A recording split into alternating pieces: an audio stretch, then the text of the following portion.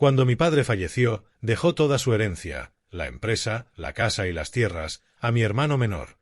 En cuanto a mí, el hijo ilegítimo visto siempre como un extraño, solo me dejó una vieja camioneta que guardaba en el garaje. Al principio pensé que era la ofensa final, pero cuando revisé los datos del GPS del vehículo, descubrí que mi padre conducía con frecuencia hacia un lugar remoto en las montañas, el mismo día, a la misma hora, durante años. No entendía que podía haberlo hecho guardar un secreto así, hasta que seguí esas coordenadas y descubrí una verdad que me heló la sangre.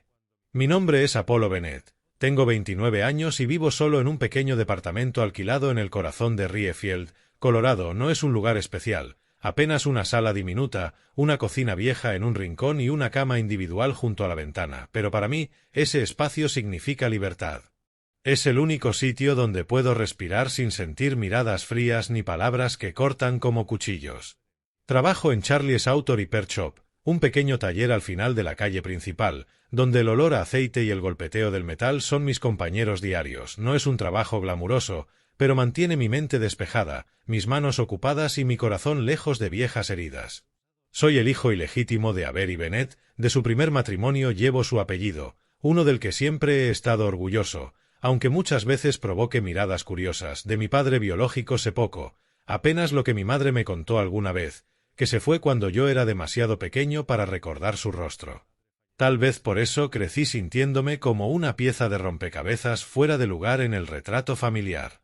Cuando mi madre se casó con Pedro Morales, pensé que las cosas cambiarían. Soñaba, como todo niño, con tener un hogar completo, pero esa ilusión se evaporó pronto, como una gota de agua cayendo sobre tierra seca. Pedro Morales, mi padrastro, tenía 61 años, era un hombre de ascendencia latinoamericana, alto, de voz grave y presencia imponente. Siempre cargaba con el aire autoritario de un patriarca, obsesionado con la pureza de la sangre y el apellido familiar.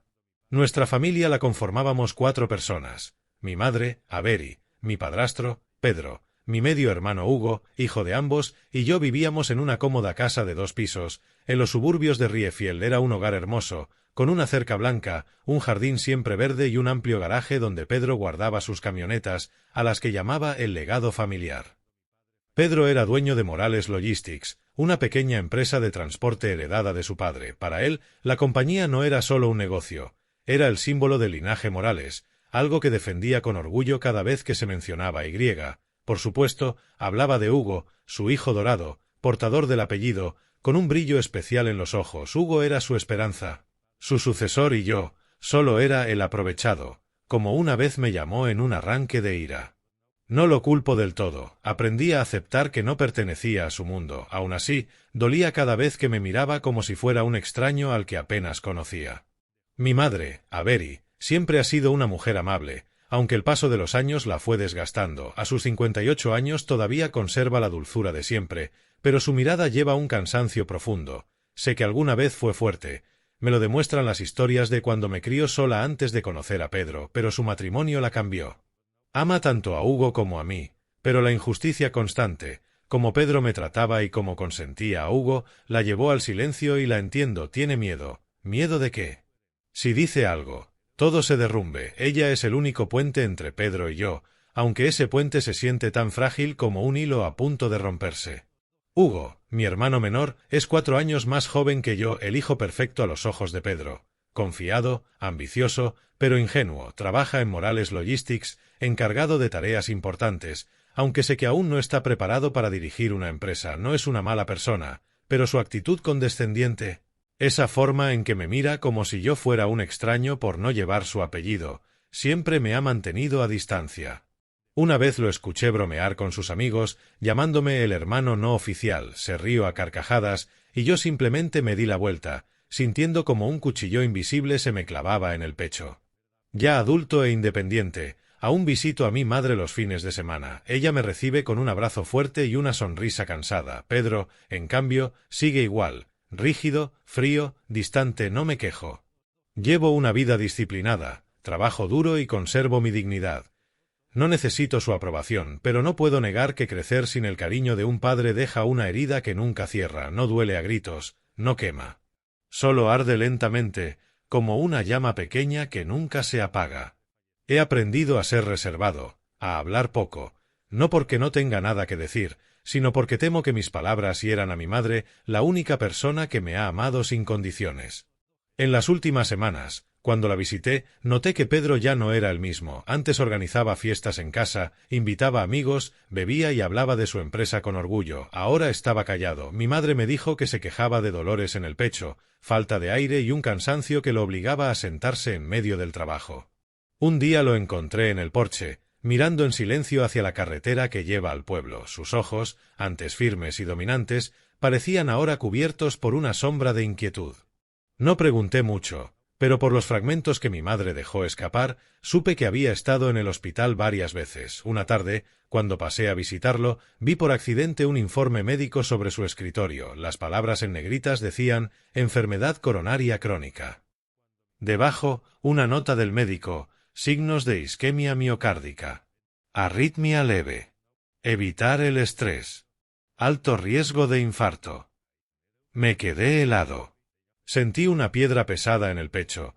Nunca me llevé bien con él, pero era parte de la vida de mi madre. Si él caía, ¿qué sería de ella? Y Hugo, con toda su ambición, ¿sería capaz de soportar el peso de todo?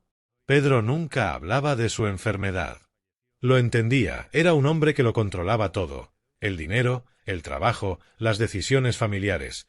Admitir debilidad era, para él, rendirse, pero su silencio no podía esconder la verdad. Estaba al borde de un colapso. Y entonces apareció en él una nueva obsesión: el legado. Cada vez que iba a casa, lo escuchaba hablar de Morales Logistics como si fuera su propia sangre. Se refería a Hugo como el heredero, el orgullo de los Morales. No me sorprendía. Yo nunca fui un Morales. Era Apolo Bennett, no Apolo Morales. No tenía la sangre que él veneraba. Aún así, cada vez que hablaba de linaje y herencia, sentía una herida vieja volver a sangrar, aunque ya me había prometido no sentir nada. Pero una noche, todo cambió para siempre. Ese día recibí un mensaje de mi madre pidiéndome que fuera a cenar con la familia. No me entusiasmaba la idea. No disfrutaba esas cenas, escuchando a Pedro hablar del negocio y a Hugo presumir sus logros mientras yo solo quería comer y marcharme. Pero por mi madre, fui.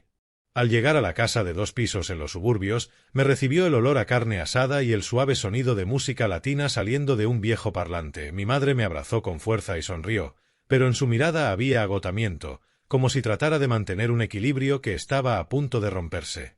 Nos sentamos a la mesa. Pedro, como siempre, ocupaba la cabecera, irradiando la autoridad de toda una vida, aunque su rostro se veía más demacrado. Hugo estaba a su derecha, hablando emocionado sobre un nuevo contrato. Mi madre, frente a mí, se ocupaba de los platos, pero sus ojos no dejaban de mirar a Pedro, inquietos.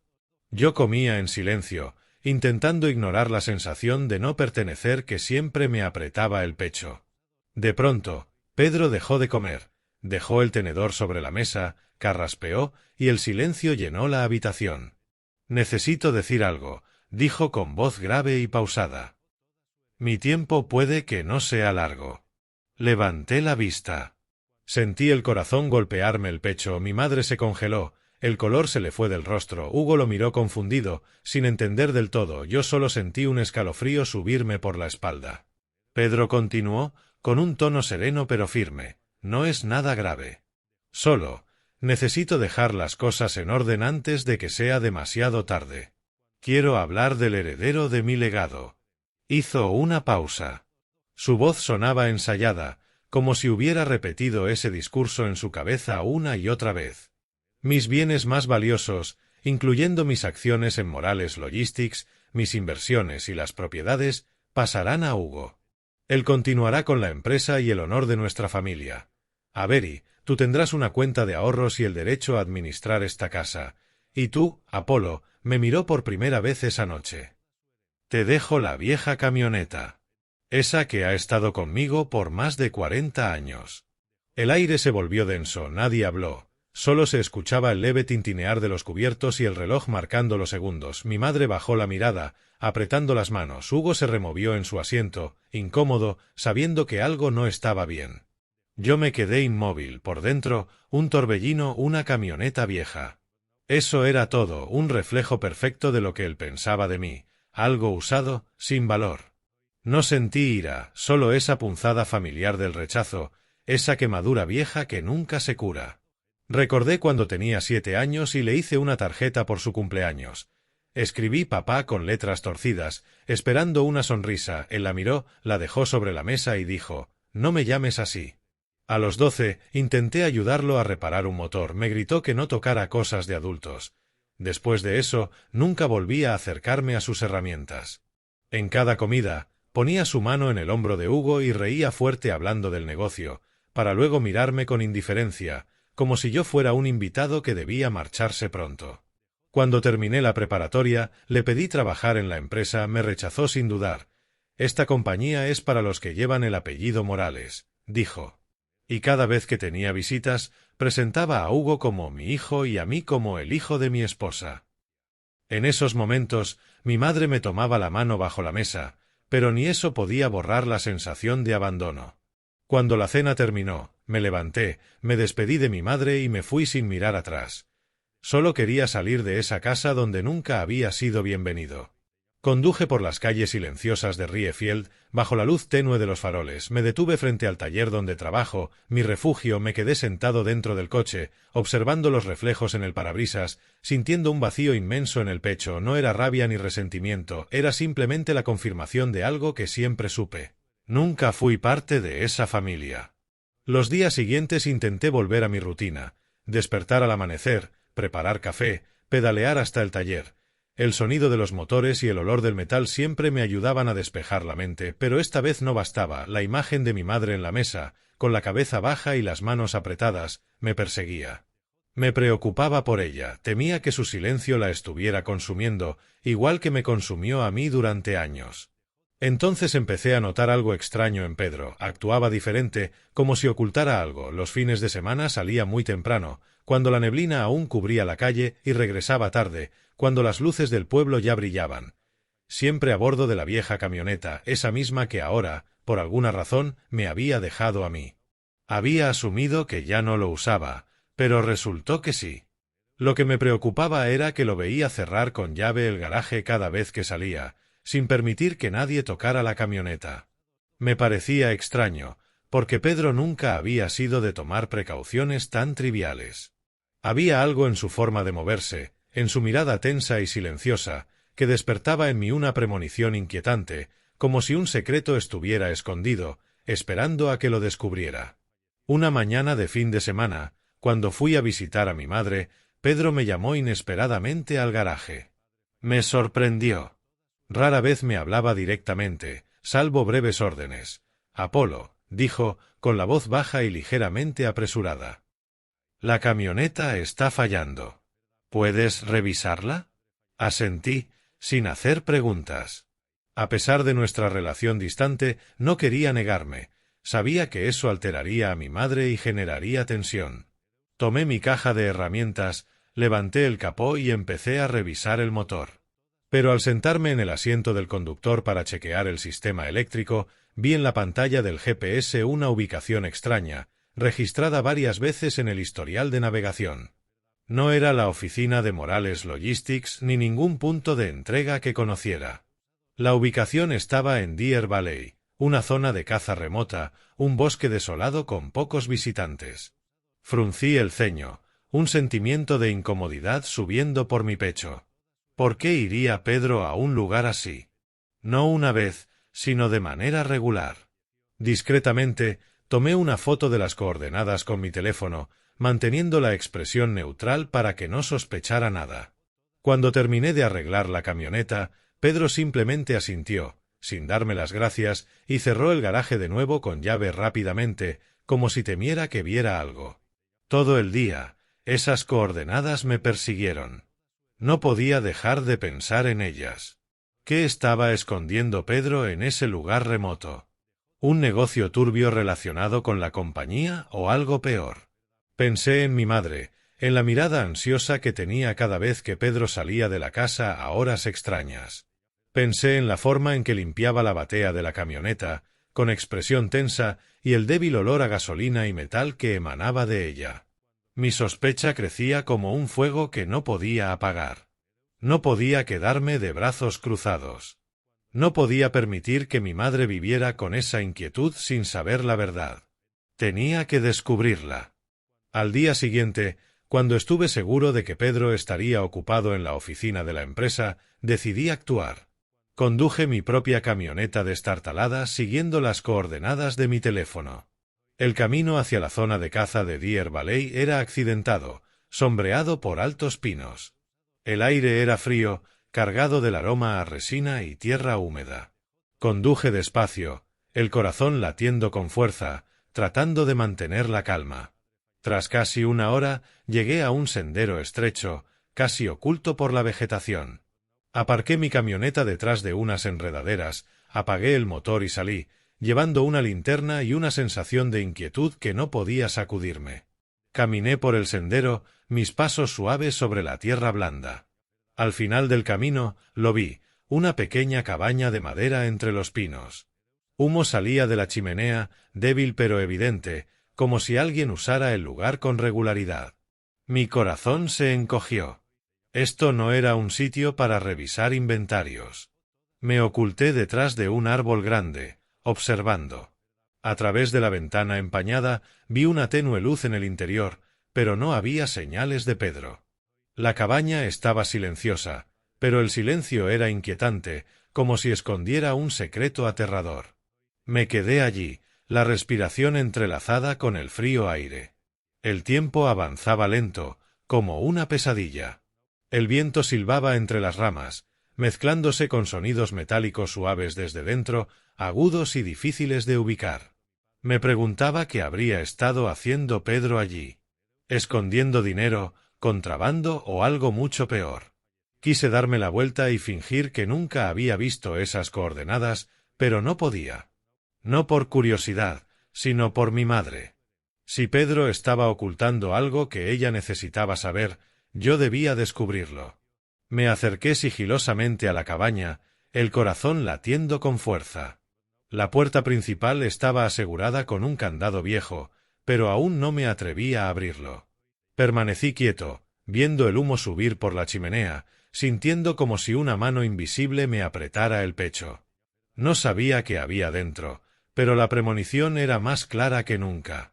Regresé a mi apartamento. Esa noche no pude dormir. La imagen de la cabaña, las coordenadas del GPS y la mirada tensa de Pedro se repetían una y otra vez en mi mente. Durante las noches siguientes, la cabaña me perseguía como una sombra. A veces soñaba que escondía un tesoro, algo que mi padrastro había guardado deliberadamente durante años. Pero otras noches, los sueños se volvían más oscuros. Veía a mi madre atrapada allí, golpeando la puerta, suplicando ayuda en vano. Me despertaba sudando frío, el corazón desbocado. Sabía que no podía seguir viviendo con esa sospecha. Finalmente, decidí actuar. Elegí un día en el que estaba seguro de que Pedro estaría ocupado en reuniones y llegaría tarde a casa. Temprano por la mañana, preparé algunas herramientas, un par de alicates, un kit de ganzúas y una pequeña linterna, elementos que esperaba me ayudaran a abrir esa misteriosa puerta. Conduje de nuevo hasta las montañas, la carretera serpenteante atravesando pinos cubiertos de niebla. Al llegar, apagué el motor y solo escuché el silbido del viento entre los árboles. La cabaña apareció entre la niebla, silenciosa y fría. No salía humo de la chimenea, y la puerta principal estaba cerrada con llave, como si nadie hubiera puesto un pie allí. Me acerqué, el corazón latiendo con fuerza, cada paso más pesado que el anterior. Frente a la puerta, respiré hondo, saqué mis herramientas y comencé a forzar el candado. Mi mente estaba consumida por un solo pensamiento: tenía que conocer la verdad. Finalmente, la puerta se abrió, crujiendo en el silencio del bosque. Un soplo de aire frío invadió el interior, mezclando el olor a madera húmeda con un aroma metálico punzante, como sangre antigua. Me congelé. Un escalofrío recorrió mi espalda. Alcé la linterna. Su tenue haz iluminó un pasillo estrecho, paredes de madera oscura. Todo dentro estaba sospechosamente ordenado. Una pequeña estufa con restos de hollín, mantas dobladas sobre una silla, algunas latas de comida y botellas de agua colocadas con precisión en un estante. No era un lugar abandonado. Alguien había estado allí y seguía regresando regularmente. ¿Pero quién? ¿Y por qué elegir ese bosque aislado y tenebroso? Caminé por el pasillo, el corazón acelerado con cada paso. Me detuve en la primera habitación, la que había visto que Pedro visitaba más a menudo. La puerta estaba asegurada con un candado grande y gruesas barras de hierro, como si fuera una celda. Mi corazón casi se detuvo. A través de la luz de la linterna vi una figura moviéndose adentro. Me acerqué y apareció el rostro de una joven. Tenía unos 18 años, demacrada, con el cabello desordenado y los ojos abiertos, aterrorizados. Su ropa estaba limpia pero gastada, como si la hubiera usado durante meses. Al verme, se lanzó a las barras, aferrándose con fuerza, su voz temblorosa suplicando: «Por favor, ayúdame. Por favor». Sus palabras me atravesaron como un cuchillo. Me quedé paralizado, los pies clavados al suelo, el cuerpo entumecido, el corazón latiendo desenfrenado. ¿Quién era esta chica? ¿Y por qué estaba encerrada aquí? Balbuceé, intentando calmarla. «Tranquila, volveré, te lo prometo». Mi voz temblaba, sin saber si hablaba con ella o conmigo mismo. Di un paso atrás, aturdido, pero sabía que no podía detenerme. Continué por el pasillo hacia las 2 habitaciones restantes. Ambas estaban cerradas desde afuera con la misma estructura, puertas de madera y luego rejas de hierro como una prisión meticulosamente diseñada. Dentro había otras 2 jóvenes, una de unos 22 y otra alrededor de 25 años. También estaban demacradas, también aterradas. Sus ojos suplicantes reflejaban los de la primera chica. Cada habitación tenía una cama, una manta, comida y agua. Apenas lo suficiente para sobrevivir. Esto no era un refugio, era una prisión escondida en lo profundo del bosque. Retrocedí hasta el porche, con las piernas temblando tanto que tuve que agarrarme del marco de la puerta. El aire helado del bosque no podía aliviar la sensación sofocante en mi pecho. Intenté respirar, pero sentía el pecho constreñido. Lo que acababa de ver superaba cualquier cosa que pudiera haber imaginado. Pedro, el hombre al que llamaba padrastro, el hombre en quien mi madre confiaba. ¿Qué hacía en esa cabaña? ¿Quiénes eran estas chicas? ¿Y por qué? Quise negarlo, creer que había visto mal, pero sus ojos desesperados y las súplicas temblorosas no podían ser falsas. Saqué el teléfono, las manos temblando tanto que casi se me cae. Marqué el número de Pedro, sin saber qué esperaba obtener de la llamada. El tono sonaba largo y frío, arrastrándome más profundo en una pesadilla. Cuando respondió, su voz estaba calmada, pero con un matiz de tensión. «Apolo, ¿qué pasa?» Respiré hondo, tratando de mantener la voz firme. «Estoy en la cabaña del bosque. Lo he visto todo». Hubo una pausa de unos segundos. Luego, la voz de Pedro sonó sorprendida, incluso con un dejo de inquietud. «¿Qué cabaña?» Respondí lentamente. «La que visitas cada semana en Deer Valley». Otro silencio largo. Cuando habló de nuevo, su tono había cambiado, más bajo, tenso, con un ligero temblor. «Estás allí». Y continuó: «Estás equivocado. No hay nada. Regresa». Ya no pude contenerme. «No me mientas». 3 chicas encerradas en esas habitaciones, las vi, Pedro. Me suplicaban ayuda. Supe entonces que respiraba con rapidez. La siguiente vez que habló, su voz era diferente, baja, urgente, con un dejo de miedo. «Apolo, escúchame. No hagas nada. No vayas a ningún lado. Voy a explicarte. No entiendes. ¿Qué escondes aquí, Pedro?», pregunté con voz temblorosa. Exhaló con fuerza, como si apretara el teléfono con rabia. «No hagas ninguna tontería. Te lo ruego. Quédate allí. Voy en camino». La llamada terminó. Solo quedaba el sonido del bosque y mi corazón latiendo con fuerza. Explicar. La palabra resonaba en mi mente, pero no significaba nada. Ninguna explicación podía justificar lo que acababa de ver. Colgué, aún aferrado al teléfono como si fuera lo único que me mantenía en pie. El viento aullaba entre los árboles, helado, pero yo no sentía nada salvo el horror que me estrangulaba el corazón. Sabía que acababa de abrir una puerta que nunca podría cerrarse. Mis instintos gritaban, urgían a actuar de inmediato. No podía quedarme esperando a que Pedro llegara con su explicación. Respiré hondo, tratando de suprimir el temblor en mi pecho, y volví al pasillo. El haz de la linterna barría las paredes de madera envejecida. Regresé a la primera habitación donde estaba la joven. La puerta de hierro, asegurada con un candado industrial y 2 barras de acero soldadas, parecía diseñada para que nadie escapara. Intenté mover las bisagras, pero no cedieron. Este tipo de cerradura solo podía romperse con una herramienta de corte, la cual no había traído. Me incliné hacia las rejas, encontrando la mirada aterrada de la chica. «No tengas miedo», dije, la voz ronca de tensión. «Te ayudaré, pero necesito saber qué pasó. ¿Quién hizo esto?» La chica se aferró a las barras, sus uñas raspando el metal, produciendo un sonido agudo y escalofriante que me hizo estremecer. Su voz era quebrada, cada palabra un esfuerzo. Me prometieron un trabajo en Denver. Él, un hombre mayor, me trajo aquí. Luego me encerró. No sé dónde estoy. Por favor, sáqueme. Cada palabra me atravesaba como un puñal.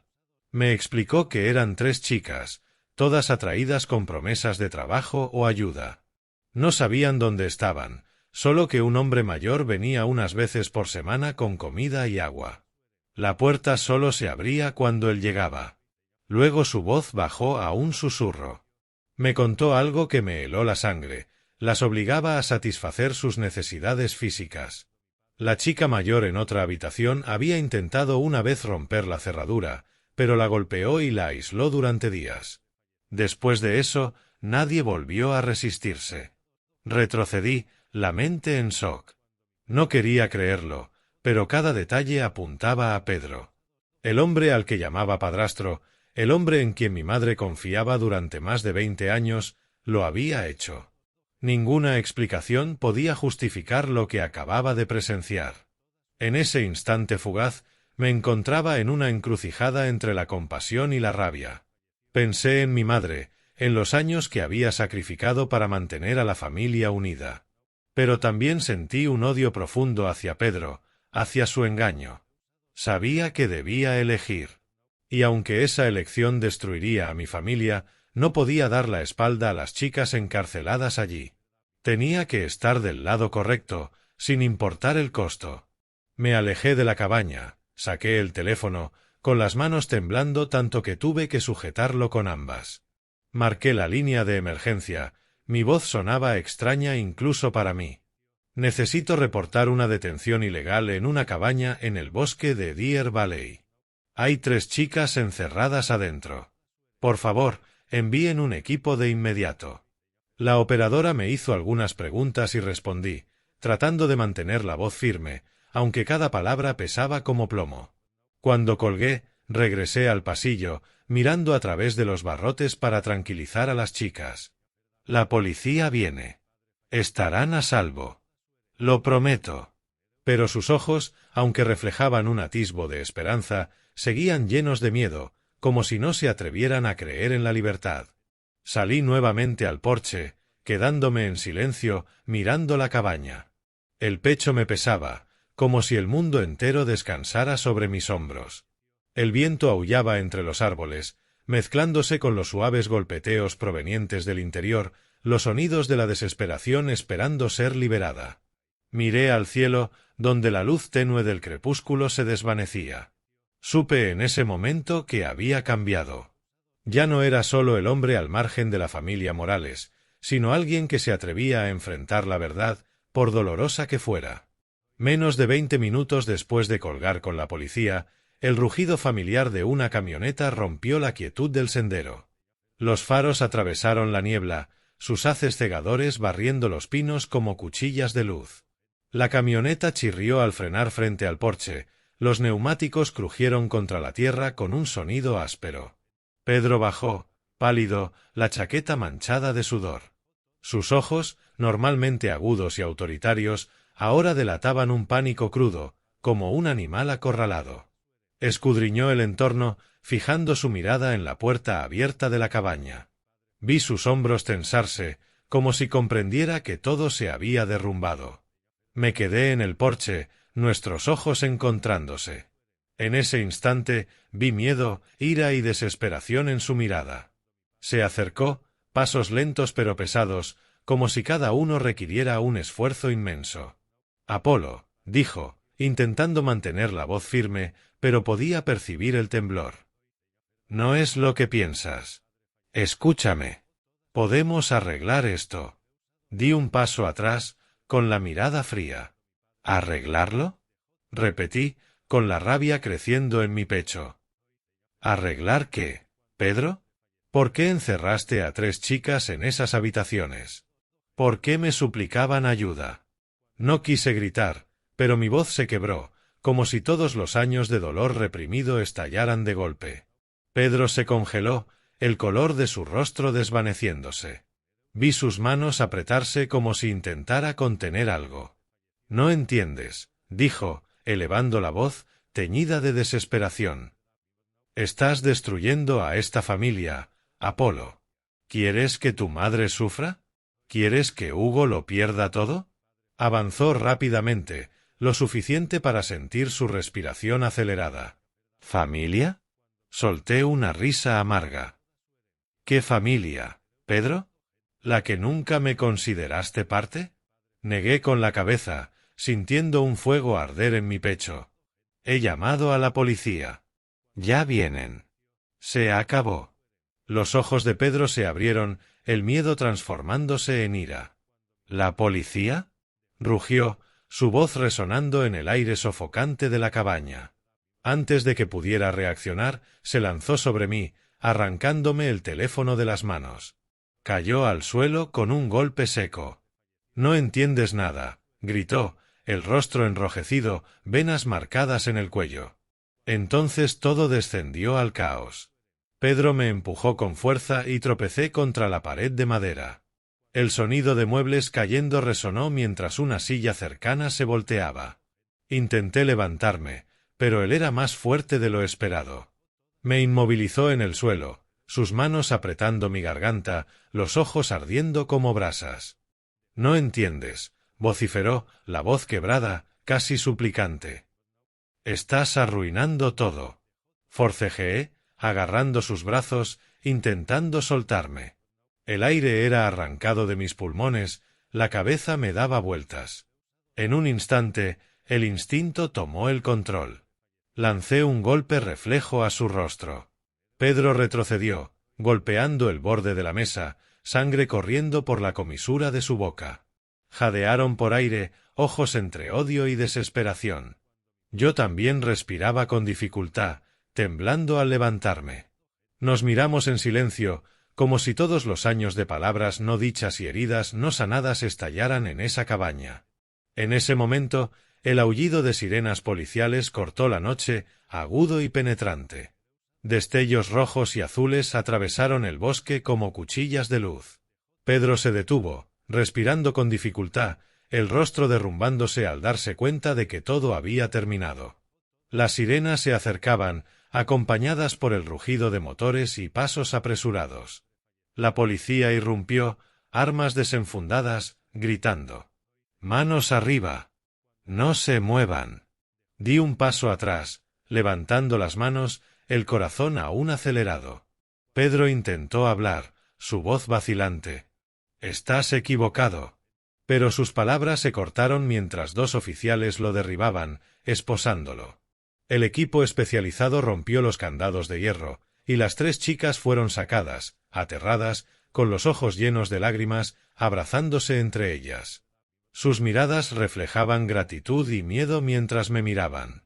Yo permanecí inmóvil, sintiendo que el pecho se me aplastaba. Pedro cayó al suelo, esposado, con los ojos vacíos.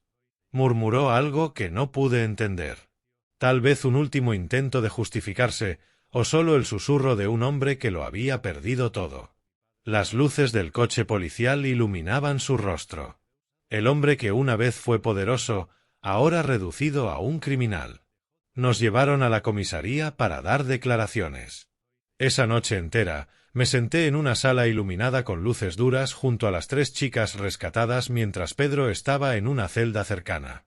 El ruido de papeles, el clic constante de los bolígrafos y los pasos firmes de los oficiales se mezclaban en una sinfonía inquietante de una realidad que no estaba preparado para aceptar. Cuando firmé la última declaración, el amanecer se acercaba. La luz pálida de la mañana se extendía por las calles vacías de Riefield, sin traer calidez alguna. Mi cuerpo estaba exhausto, la mente abrumada por el cansancio.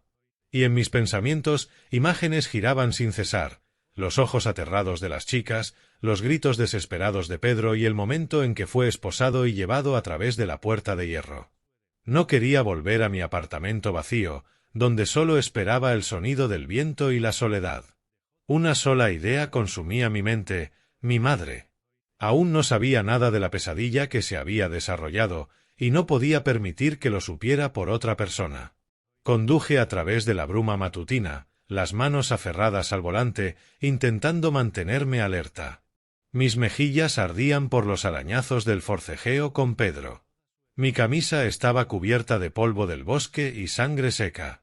¿La mía o la suya? Ya no estaba seguro.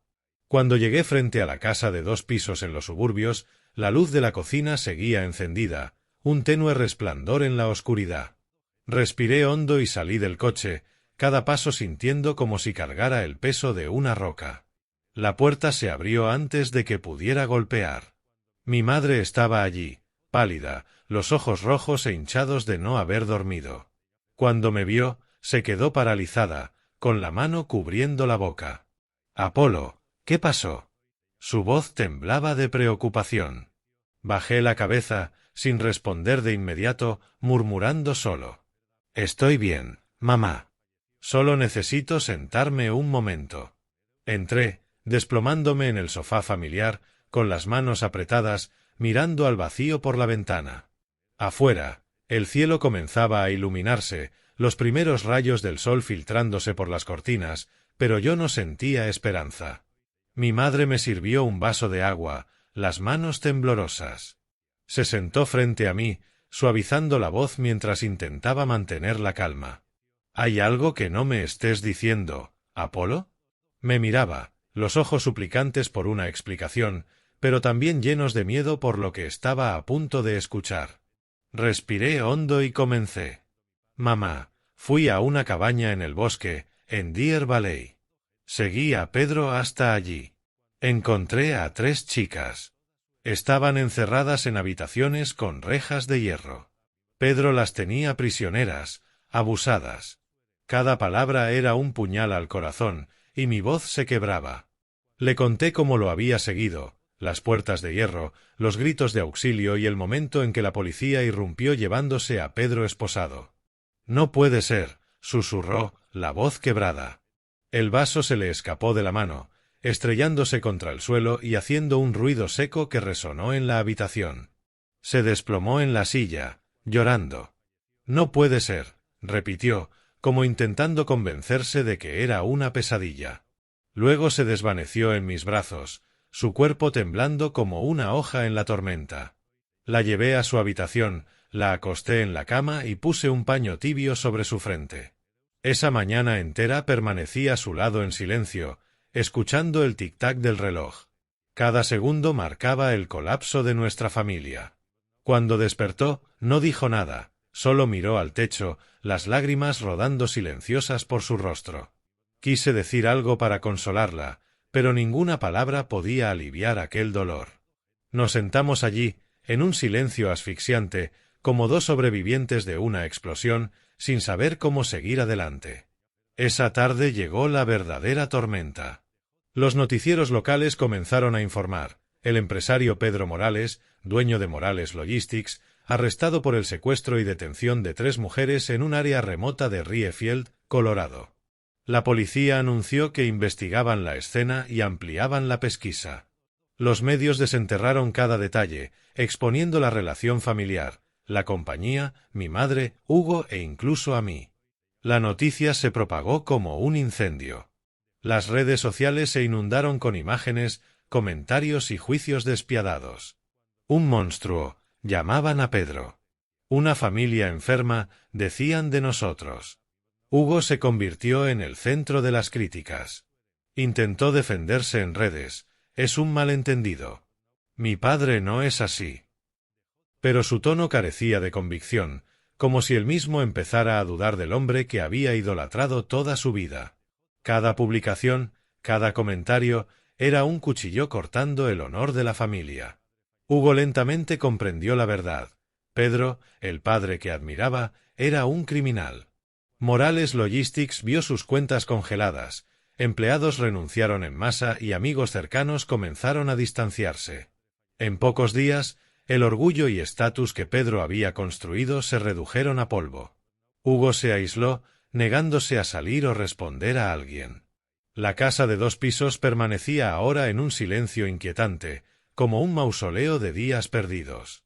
Mi madre cayó en un estado de shock silencioso. Ya no lloraba, pero dejó de comer, sentada durante horas frente a la ventana, mirando el jardín sin ver nada. Intenté cuidarla, limpiar la casa, preparar la comida que apenas tocaba. Traté de mantener la rutina, pero todo había cambiado. Una tormenta de emociones contradictorias rugía dentro de mí. Sabía que había hecho lo correcto, llamando a la policía, liberando a esas chicas. Pero también sentía culpa. Fue mi acción la que destruyó al hombre en quien mi madre confiaba. Fui yo quien empujó a esta familia al abismo. 3 días después del arresto, cuando pensé que nada podría empeorar las cosas, una nueva ola nos golpeó. La policía de Riefield amplió la investigación en torno a la cabaña. Supe por un amigo en el pueblo que llevaron radar de penetración de suelo y unidades K9 al bosque de Deer Valley. Revisaron cada metro como si algo más estuviera enterrado allí. Una fría tarde descubrieron un área a unos 30 metros de la cabaña donde la tierra mostraba signos de haber sido removida. No estuve allí, pero podía imaginar la escena. Oficiales cavando cuidadosamente, cada pala de tierra húmeda revelando un secreto más horrendo de lo que ya había visto. Encontraron restos óseos muy deteriorados, reducidos a un esqueleto grisáceo, algunos restos de ropa podrida y un reloj grabado con las iniciales RM. Las pruebas de ADN confirmaron lo que nadie quería creer. Los restos pertenecían a Raúl Morales, el padre de Pedro, reportado como desaparecido casi una década atrás. Cuando recibí la noticia, sentí que el suelo se abría bajo mis pies. Pedro, el hombre que había encerrado a 3 chicas y a quien pensaba simplemente frío y patriarcal, podría haber asesinado a su propio padre. Me quedé en mi pequeño apartamento, mirando por la ventana, intentando comprender, pero mi mente era un vacío doloroso. Días después, los medios informaron que Pedro Morales había confesado sus crímenes en su primer interrogatorio. Según la policía, todo surgió de una disputa por la herencia y los bienes familiares. Esa noche, la televisión transmitió un comunicado policial. Además de los cargos por secuestro y detención ilegal, Pedro Morales enfrentaba ahora cargos de homicidio en primer grado, con la víctima identificada como su padre. La noticia se propagó como un reguero de pólvora, sacudiendo todo Riefield. La gente susurraba en supermercados, cafeterías y calles que yo solía recorrer. Llamaban a Pedro asesino, monstruo, y nuestra familia, mi madre, Hugo y yo, se convirtió en el centro de miradas curiosas y juicios despiadados. Mi madre veía las noticias en el viejo televisor de la sala. Al escuchar la voz del presentador, rompió a sollozar, cubriéndose el rostro con las manos. No, no puede ser, repetía, como si decirlo muchas veces borrara la verdad. Había convivido con Pedro más de 20 años, compartido cama, comidas y momentos que parecían tranquilos. ¿Cómo podía aceptar que el hombre que amaba hubiera matado a su propio padre? Me senté junto a ella, deseando abrazarla, decir algo, pero la garganta se me cerró. Solo pude tomar su mano, sintiendo sus dedos temblorosos, fríos como hielo. Hugo se derrumbó de otra manera. Mi madre me contó que rompió su teléfono tras leer los artículos en línea, gritando desesperado antes de encerrarse en su cuarto oscuro por horas. Había idolatrado a Pedro, viéndolo como una montaña inquebrantable. Ahora esa montaña se había desplomado, dejando a Hugo perdido entre los escombros. No lo culpé. Hugo no era tan fuerte como siempre había pretendido. Era producto de los caprichos y expectativas de Pedro. Y yo era diferente. Me senté en silencio, mirando la pantalla del televisor, sintiendo que el corazón se me aplastaba. Había odiado a Pedro por cómo me trató, por excluirme de la familia. Pero nunca imaginé que pudiera ser tan cruel, secuestrador, abusador y ahora asesino. Intenté revisar mis recuerdos, buscando cualquier pista sobre Raúl Morales. No tenía muchos recuerdos de él. Era un hombre tranquilo y sencillo, que aparecía solo de vez en cuando durante mi infancia, pero recordaba claramente una tarde cuando tenía 11 años. Me llevó a dar un paseo por el garaje de Morales Logistics, sonriendo mientras decía: «Cuando yo me haya ido, dejaré todo a una fundación para niños con cáncer. El dinero no debería quedar separado en una caja fuerte». En ese momento no entendí del todo, pensando que era solo la conversación extraña de un anciano. Pero ahora, al mirar atrás, me doy cuenta de que podría haber sido la raíz de todo. Pedro, con su avaricia y orgullo ciego por la línea familiar Morales, probablemente no podía aceptar que su padre donara la fortuna de la familia a la caridad. Fabricó la historia de que Raúl se había ido a un tratamiento para encubrir su crimen. La idea me helaba la sangre. Había vivido bajo el mismo techo que un asesino sin saberlo. Mi madre estaba consumida por una culpa implacable.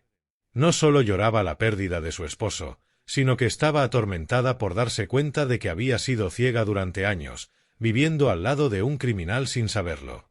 Pasaba horas sentada junto a la ventana, con la mirada vacía, como si su alma hubiera abandonado su cuerpo. Intenté estar para ella, cocinando comidas que no tocaba, limpiando una casa que ahora estaba angustiosamente silenciosa. Pero no podía aliviar su dolor, al igual que no podía aliviar el mío.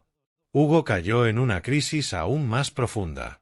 Una semana después de que se conociera la noticia, fue hospitalizado por ansiedad y depresión severas. Mi madre me dijo que no dormía ni comía, solo se quedaba en su cuarto murmurando, como hablando consigo mismo. Quise ir a verlo, pero ella me dijo que Hugo no quería ver a nadie, ni siquiera a mí. No lo culpé. Sabía lo que se sentía cuando el mundo te da la espalda. Asumí el rol de cuidar de mi madre y manejar los asuntos legales restantes, reuniones con abogados, preguntas de la policía, papeleo relacionado con Morales Logistics, los activos congelados.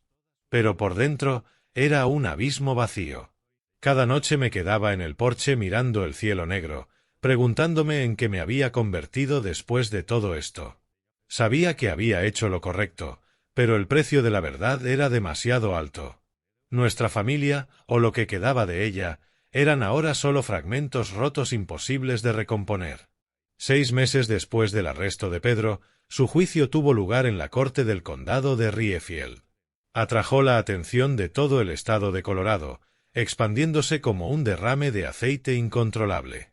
Docenas de reporteros se agolpaban frente al juzgado, cámaras parpadeando, micrófonos levantados y multitudes de curiosos murmurando entre ellos, sus ojos llenos de juicio y expectación. No asistí al juicio. No podía enfrentar a Pedro. No soportaría mirar al hombre que una vez fue el centro de mi familia, ahora reducido a una sombra tras las rejas. Pero mi madre me lo contó con susurros entrecortados. Pedro ya no era el hombre autoritario que ella conocía. Se sentaba con la cabeza inclinada, el rostro demacrado, los ojos vacíos, como si su alma lo hubiera abandonado. El fiscal presentó las pruebas con fría precisión: 3 cargos de secuestro, actos brutales de abuso y asesinato en primer grado de Raúl Morales, su propio padre. Se leyeron los testimonios de las víctimas, cada palabra cortando el aire como una cuchilla. Revelaron los resultados del ADN de los restos esqueléticos encontrados detrás de la cabaña. Pedro no se defendió ni negó los cargos. Permaneció en silencio, con la mirada apagada, como si hubiera aceptado su destino. Al final del juicio, el tribunal lo condenó a cadena perpetua sin posibilidad de libertad condicional. Una conclusión fría, pero adecuada, que jamás podría sanar las heridas que dejó atrás. La noticia del veredicto se propagó por Riefield como una tormenta. Morales Logistics, la empresa que Pedro llamaba orgullosamente el legado familiar, colapsó. El tribunal ordenó la incautación de todos los bienes relacionados para una investigación financiera. Los socios cancelaron contratos, los camiones fueron embargados y las cuentas bancarias congeladas.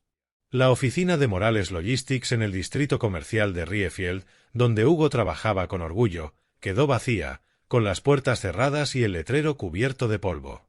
La casa familiar de 2 pisos, con su jardín y su cerca blanca, fue embargada por el banco para saldar deudas. En solo 3 meses, un negocio que alguna vez fue estable, Morales Logistics, declaró oficialmente la bancarrota, dejando un vacío en la ciudad y en los corazones de quienes la conocían. Hugo no pudo soportar el golpe. Tras el veredicto, desapareció de la vida pública. La presión constante de la opinión pública, las críticas interminables en redes sociales y el peso de la culpa lo empujaron a un abismo sin fondo.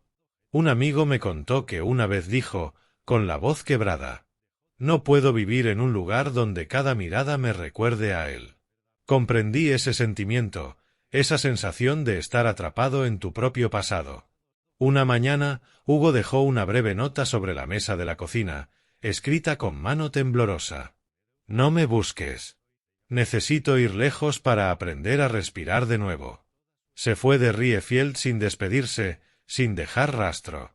Solo una vez, meses después, mi madre recibió una postal desde Seattle con un breve mensaje. «Estoy bien».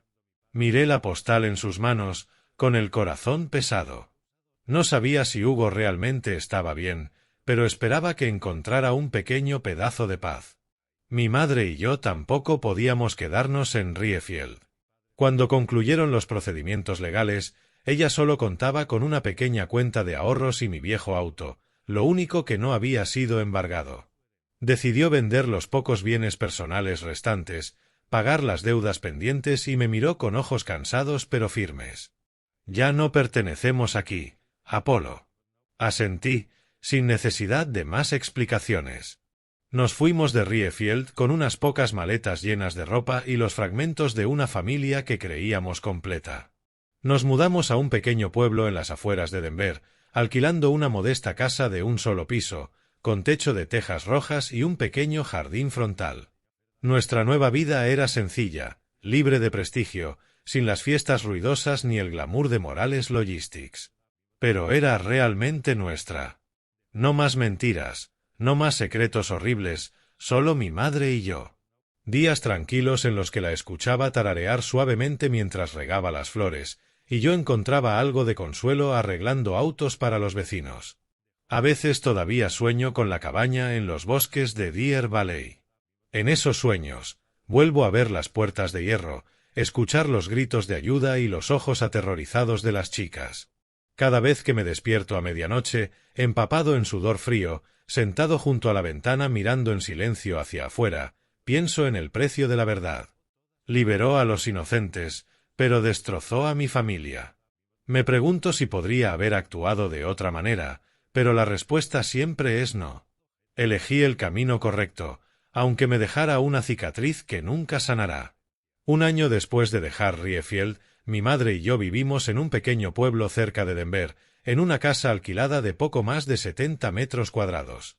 No es grande ni lujosa, pero siempre llena de luz gracias a sus ventanas amplias y al suave zumbido de la música del viejo radio de mi madre.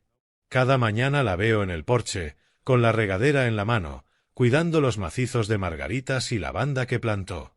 Lo hace con una ternura que rara vez vi en los años de Riefield, como si cada pétalo fuera un pedazo de paz que intenta reconstruir. Yo voy en bicicleta a un taller de reparación a unas cuadras, donde la gente me conoce simplemente como Apolo, el mecánico tranquilo y confiable. Nadie me pregunta por mi pasado, y yo no lo menciono. Me gusta cómo me ven. No como el hijo ilegítimo de Aber y Bennett, ni como el extraño en la familia Morales, sino como un hombre trabajador, siempre dispuesto a ayudar. Arreglo autos, limpio la grasa de mis manos y encuentro consuelo en el rugido de los motores. Me recuerda que aún puedo construir algo con mis propias manos. No importa cuán destrozado esté el pasado, ya no soy el hombre silencioso y resentido que fui en Riefield. Aprendí a perdonar. No a Pedro, nunca a él, sino a mí mismo. Comprendí que aferrarse al rencor solo convierte el corazón en piedra. Las heridas siguen ahí, pero ya no sangran. Se han convertido en cicatrices que recuerdan lo que realmente importa: mi madre, la verdad y la compasión que elegí mantener. Trabajo duro, pero no solo para ganarme la vida. He empezado a ayudar a la comunidad a mi manera, reparando autos gratis para quienes lo necesitan. Como la anciana que vive sola al final de la calle o la joven familia que lucha por pagar las cuentas. Cada vez que veo sus sonrisas agradecidas, siento que estoy restaurando un pedazo de humanidad que mi familia, o más bien Pedro, había perdido. Lo llamo mi forma de expiar los errores del pasado. No los míos, sino los de un mundo del que una vez formé parte. Mirando atrás, veo que la verdad es un arma de doble filo. Destruyó a mi familia, destrozó lo que creía un hogar. Pero también fue la única manera de comenzar de nuevo, limpio y libre de mentiras. Llevo el apellido Bennett, antes visto como un outsider en la familia Morales. Pero fui yo, quien no compartía la sangre de Pedro, quien salvó el último vestigio de honor de ese nombre enfrentando sus crímenes. Aprendí que la sangre no define la dignidad de una persona, solo lo hacen nuestras acciones y elecciones. Elegí estar del lado correcto, aunque significara perder a la familia a la que alguna vez quise pertenecer. En una pequeña reunión comunitaria en el taller, un vecino me preguntó: «Apolo, ¿qué aprendiste de tus años más difíciles?». Hice una pausa, miré a los rostros amables que me rodeaban y dije, con voz baja pero firme: «No teman perderlo todo, porque a veces perderlo todo te muestra lo que realmente es tuyo». Respiré hondo y continué: «Si descubres una verdad que te rompe el corazón, no te des la vuelta. El silencio es complicidad, y vive con integridad, sin importar el costo. Porque a veces la justicia no se trata solo de castigar al malvado. Se trata de tener el valor de no convertirte en uno de ellos». Esas palabras no eran solo para ellos. Eran una promesa que me hice a mí mismo. Una tarde, conduje mi viejo camión por un camino de montaña, no para escapar, sino para despedirme del pasado. Me detuve, bajé y me quedé mirando cómo el atardecer cubría el bosque de pinos. El viento traía el olor a resina, removiendo recuerdos de la cabaña en el bosque, ahora solo un recuerdo lejano. En ese momento comprendí que la paz no viene del olvido. Viene de atreverse a enfrentar y soltar.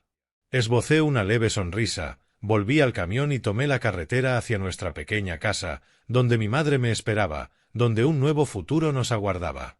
Nadie elige dónde nace, pero todos pueden elegir cómo vivir. Yo elegí mi camino, marcado por cicatrices, pero guiado hacia la luz.